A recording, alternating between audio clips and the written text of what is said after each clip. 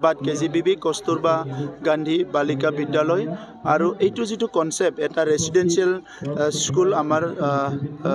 ছাত্ৰীসকলৰ কাৰণে girls student সকলৰ কাৰণে আৰু ইয়াত ৰেসিডেন্সিয়েল স্কুল হিচাপে ইয়াত যিসকল ছাত্ৰীসকলে এডমিশন পায় তেখেতসকলে এটা সুস্থ পৰিৱেশত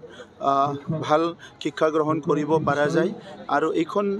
বিদ্যালয় নিৰ্মিত হোৱাৰ পিছত ইয়াৰ ফাৰ্নিচাৰৰ পৰা আদি কৰি গোটেই মেনেজমেন্ট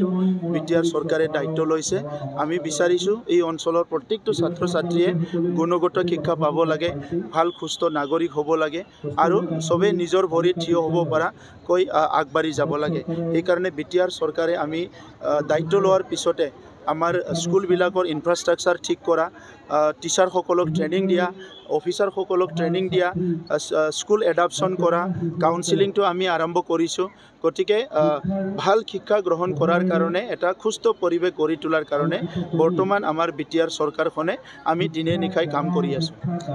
বিটিআৰ সম্প্ৰসাৰণ কৰা বুলি কৈছে আপুনি আজি ভাবে কি কৈছে বিটিআৰৰ সম্প্ৰসাৰণ হৈছে বুলি কৈছে ইতিমধ্যে আমাৰ 41খন গাঁও অন্তৰ্ভুক্ত হৈছে গহপুৰলৈকে আৰু কিছুমান গাঁও অন্তৰ্ভুক্ত হ'ব লগা আছে সেই অন্তৰ্ভুক্ত হ'লে আমাৰ লাহে লাহেকৈ বিটিআৰৰ বিভিন্ন এৰিয়া ইয়াত কভাৰ হৈ যাব গতিকে এইটো বিটিআৰ চুক্তিৰ এটা দফা আছিলে এই দফা হিচাপে সেই গাঁওবিলাক অন্তৰ্ভুক্ত হৈ গ'ল গতিকে মাছবাটটো আগতে বাউণ্ডাৰী আছিলে এতিয়া আমাৰ মাছবাটটো আমাৰ বাউণ্ডাৰী নহয় মাছবাটটো আমাৰ মাজত আহি গ'ল আজি বহু আকাংক্ষিত আলফা আৰু চৰকাৰৰ যি শান্তি মই এতিয়ালৈকে চোৱা নাই মই চাই পেলাই ইয়াৰ ওপৰত কম চাই পেলাই কিন্তু বাহিৰত আছে ডিটেইলছ চাই পেলাই কম আমাৰ সকলোৰে অনুৰোধ পৰেশ বৰুৱা ডাঙৰীয়া মূল খুঁটিলৈ আহিব লাগে যেহেতু তেখেতৰ অসমৰ প্ৰতি তেখেতৰ দায়িত্ব আছে তেখেতৰ কিবা এটা চিন্তা আছে কিবা মিছন ভিজন আছে গতিকে তেখেতেও আহি পেলাই যিটো সপোন তেখেতৰ আছে অসমীয়া সমাজখন আগুৱাই নিয়াৰ কাৰণে অসমখন আগুৱাই নিয়াৰ কাৰণে তো এই কামটো যদি কৰিব লাগে তেখেতে জংগলত থাকি বাহিৰত থাকি নোৱাৰিব ইয়াত মূল খুঁটিত আহি সমাজৰ মাজত থাকি ৰাইজৰ লগত থাকি কৰিব পাৰিব গতিকে আমি অসমৰ নাগৰিক হিচাপে আমি তেখেতক অনুৰোধ কৰিম যে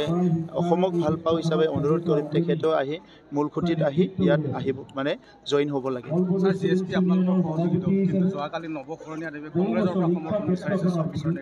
বিচাৰিব পাৰে তেখেতে তেখেতৰ কথা এইটো আমাৰ আলোচনা এতিয়ালৈকে হোৱা নাই যেতিয়া আলোচনা হয় আপোনালোকক কৈ দিম